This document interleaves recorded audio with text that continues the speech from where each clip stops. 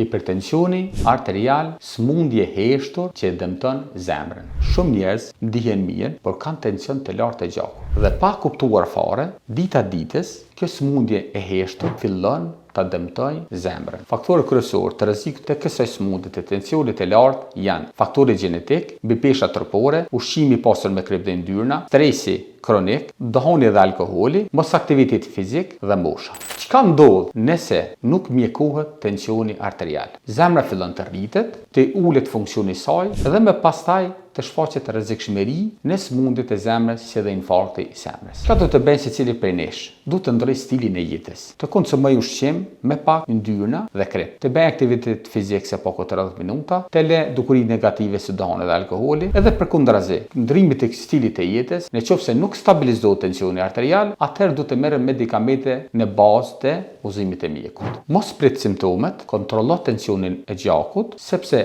kur zemra fillon të lodhet, ndoshta është vonë.